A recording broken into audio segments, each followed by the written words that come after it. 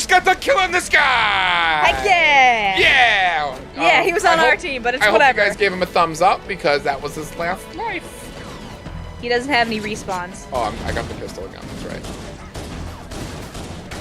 This is what, like, I remember the first time doing this scene, like, playing this level, and how fucking epic it was. And, like, the thing is, it's really, like, 18 dudes on, like, you know, It's 18 dudes on a beach. But, like, yeah, it's, like, it's not really all that impressive, but, man, as a kid, when I was first playing this game, this was the coolest fucking scene. I think it was it's like also Beach because... of Normandy, you know? Like, and I also think it helps that it's, like, the music again, too. oh, yeah. Where it's just, like, you come on and it's this fucking...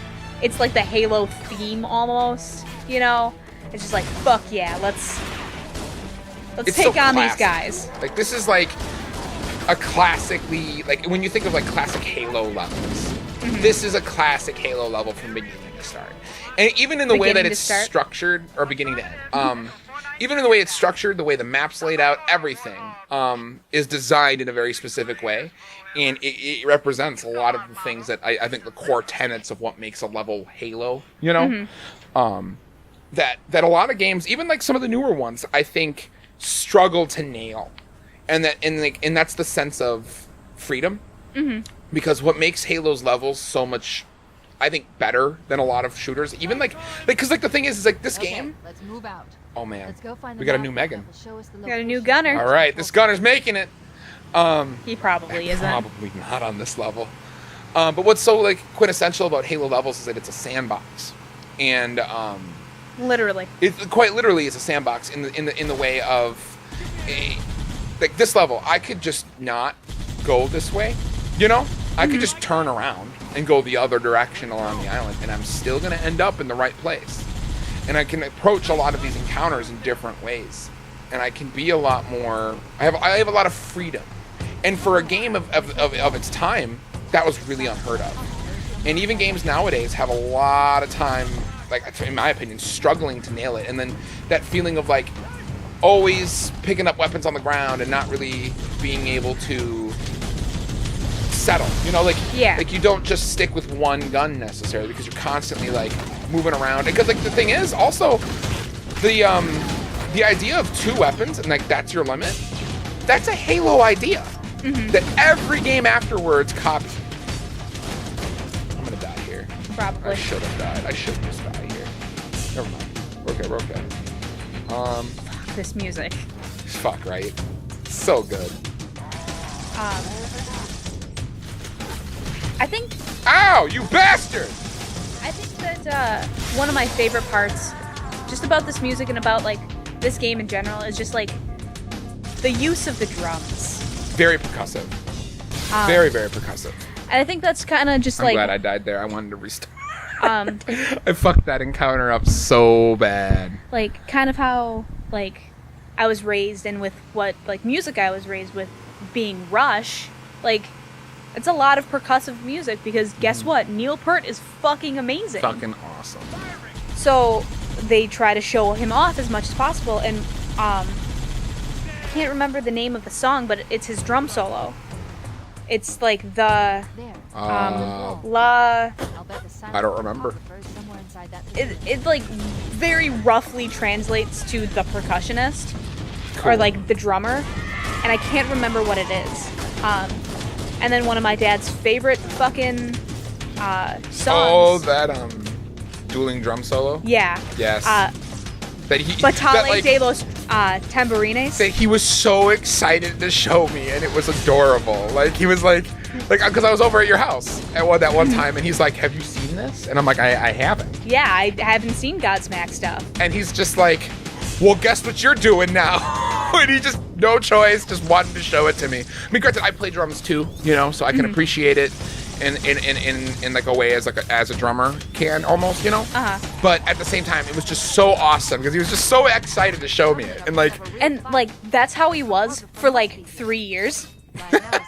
Was like everybody who came into that house who hadn't seen it yet was shown that video and was shown that like specific like that 5-minute drum solo. And battle of these 2 drummers, the lead singer from Godsmack and the drummer of Godsmack, just fucking having a good time playing drums together.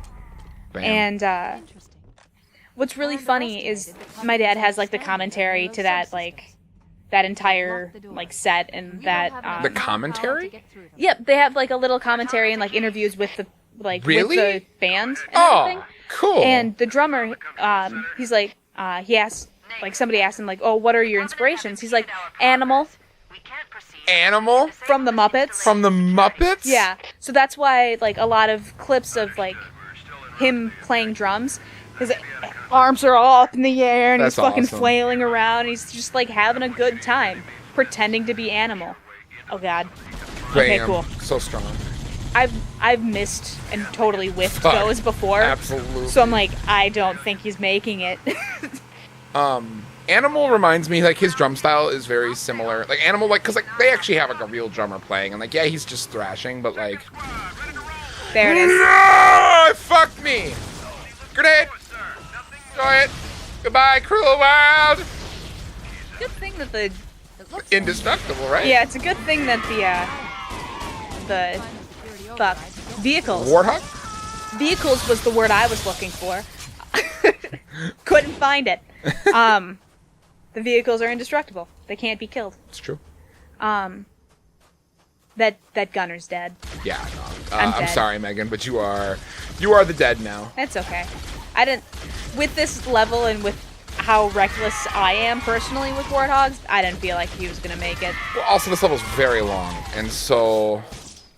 Keeping him alive for that long. And it goes through a lot of, like, indoor, outdoor, like, kind of location changes. Mm-hmm. You know? And, like... Just go! Thank God! Find the light and There's go another to one. it. You son of a bitch. Yeah, but that one's a red one. He's harder to kill. Yeah, but plasma pistols make it work. You suck. Well... Love you. Shut this rock out! No. Okay, good. But yeah, he really, the drummer from Godsmack really likes Animal. That doesn't surprise me, I guess, after watching that drum solo, you know? Yeah. Also, one of my favorite quotes from my mom, I should say, is my mom loved Godsmack as much as my dad did. So, like, when they were playing at Waterfest, I want to say, both of my parents went, and they had a good time. Got a little contact high just from the crowd. It was Fuck just like, yeah. They had a good night. And my dad, or my mom, when she saw the drummer like walk onto stage, she's like, I could break him. And Oh, shit! I still love that phrase. And occasionally... I could break him? Yeah. And occasionally I'll use it just like, Oh, I remember the last time I used it. I used it on Daniel Radcliffe when we went to see How to Succeed in Business Without Really Trying. I could break him. I could break him. He's tiny. I could break him. Oh, man, right But like, here. it was just... My mom said some really funny shit. Your mom was a funny person. Like, I didn't have the opportunity to, like, meet your mom very much, you know? Like, to, like, really get to know her, the way I would have wanted to, you know? But every time I would see your mom, she was always funny. You know, like, she was always really cool. And then everything you talk about her, you know, like, it's just like, I would have gotten along with her so well. Oh my god, you would have been her best friend. I would have loved it. Like, that Like- would have been so much fun. You know? Like, my mom would have had the fucking time of her life with you, Kyle. Like I would love to have gotten to being able to get to know her. You know, like that would have been cool. Oh, and sorry for talking about this so much, but it's the same recording session, so I'm kind of like still up and like thinking about him. I don't want to use that. But Danny Sexbang at the Ninja Sex Party like concert said something that like I guess he says at like every concert, but like he thinks that it's just so important to like say, and like it's he gets like so many people around and they're all listening to him type of thing. And he's like, remember to forgive everybody and love everybody, especially yourself. Fuck yeah. And like I legitimately started crying at that. That's really cool. Because like that's totally something that my mom has said to me before. And that's like just my mom's attitude on life too. I mean, like, because like that to me, that like when someone says that's to me indicative of somebody who's dealt with depression. Yeah. and has dealt with depression, and then like has come out of it, and is like, hey, make sure you just like, make sure you spend some time and like do something for yourself, you know, like, and like make sure you treat yourself every now and then, and like give yourself a break sometimes. Yeah, and like that's really cool, and like as somebody who like. I mean, I struggle with that all the time, you know, like every day, and it's tough, and like that's something you got to remember, and you know, and that's easy to say and like hard to do. Yeah. You know, but like, I think that's really cool that he takes the time to say something like that and be like, hey, you know, make sure you love everybody, which is true and you should, but make sure you also love yourself. Like that's a really cool thing. Yeah. You know, that's really cool. And like. Oh, there's going to be invisible bitches and I think some hunters in here. No, I think it's just hunters. Yeah, okay, it's just hunters. I think it's invisible guys when you're on a harder difficulty. Oh, I think you're right. So you're just used to invisible guys. Yeah. I don't remember the last time I played Halo 1 just on normal. You know, like... And it may seem like I suck because I've died a couple times now, but like... normally I play on heroic. Like, that's my go-to difficulty. Yeah, same. I mean, I've beaten all the Halos on legendary, but like...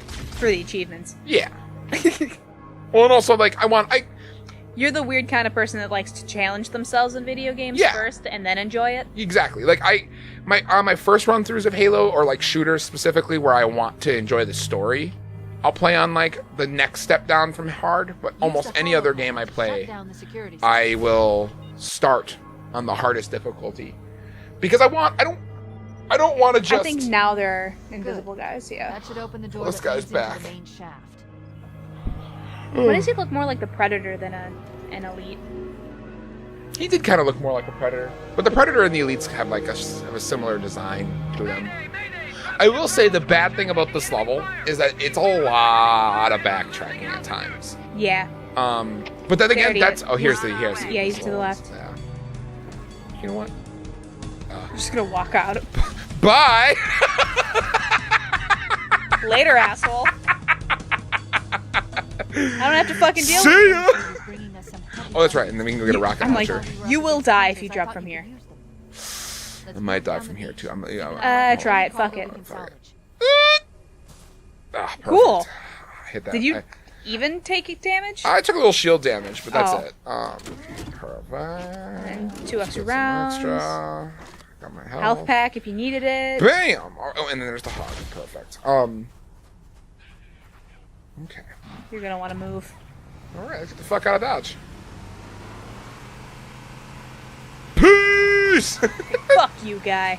But yeah, that's like, I mean, that's, I guess, another aspect of Halo's design philosophy, though, is that a lot of their levels tend to do backtracking. And that's actually one of the, when the game came out and when, like, and subsequent Halos come out, that's actually one of the major criticisms people level towards Halo, is that there is a lot of backtracking. But I feel like that... Get in. Somebody get in. It kind of makes it feel like that's... Not like...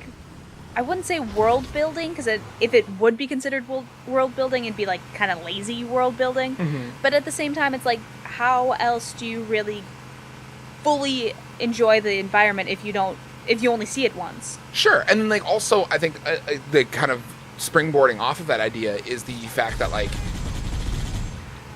in a game, sometimes in shooters, like what they'll do is they'll have you backtrack. And it won't but like it doesn't serve a purpose, and like they don't repopulate the enemies and stuff. But the enemy, you're backtracking in Halo, but you're still making progress, even though because people have come in behind you. You know, like there's a purpose. And Jesus, Kyle. What? You just totally whiffed that second shot. Yeah. Enjoy that. Careful not to shoot it too close to your feet. You will die. Shh. It's okay. Alright, and we'll see you in the next video. Thank you so much for joining us. Please remember to like, share, comment, subscribe. Find us on Twitch, twitch.tv/crossplaypals. And we will, we'll see you in the next video. Bye, guys! This guy's, like, busting my vibe out. Don't. Goodbye. Don't waste. Ugh.